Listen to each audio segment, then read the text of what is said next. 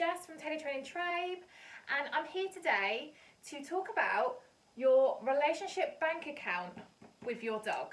Okay, so we all have a relationship bank account with our dog, and what I want you to think about with that bank account is the positive interactions that you have with your dog that invests into this relationship bank account. And then the negative interactions that possibly you have with your dog, it is also going to be taking withdrawals from this really important bank account. And why is this important?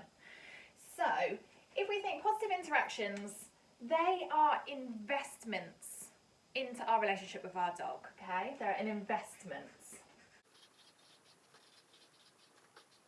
So any positive interactions we have with our dog invest into this relationship bank account. Now that may be something like positive training, okay? Positive training.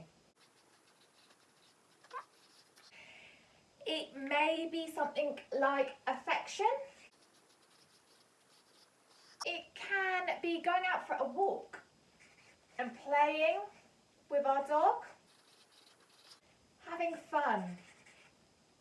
Yeah, so these are all positive things that are paying into our bank account of our dog. Lying on the couch and cuddling and snoozing with your dog. It's all paying into that really lovely bond with your dog. But sometimes we have to take withdrawals from the bank account, so our negative interactions, okay? So they will be withdrawals. So every time we have a negative interaction with our dog, it's going to take away from this bank account. Now, sometimes we don't have a choice. Sometimes going to the vets or grooming, our dogs don't particularly like it that much, and we have no choice sometimes about that. So we could say for some dogs, grooming, vet visits may be hard for them.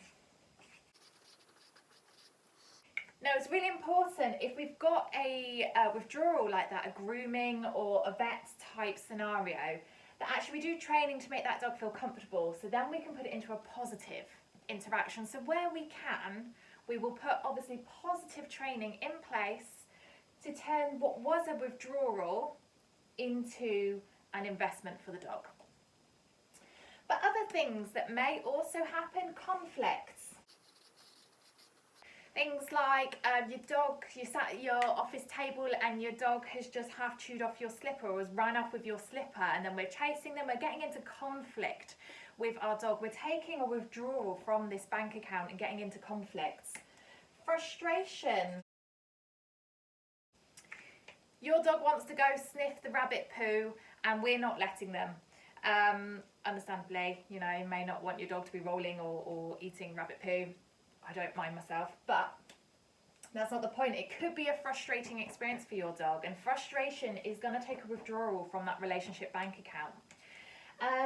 Aversives, intimidation. Aversives and intimidation style training. Your no, stop that, that style training, lead popping, is all going to take away from that relationship bank account. And we need to value this bank account. We want as much investment going in to this relationship as possible. So why do we want that?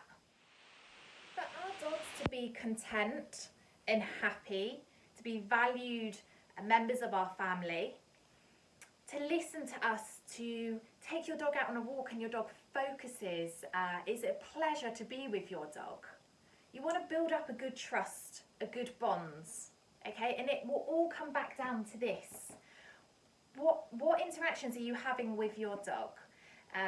Is it real positive interactions? Like, so for example, if we take that dog that's taking your slipper and running off a bit or half chewing it, we're chasing after it, give me that back, opening their mouth, they may get a bit growly about it, that's all withdrawing.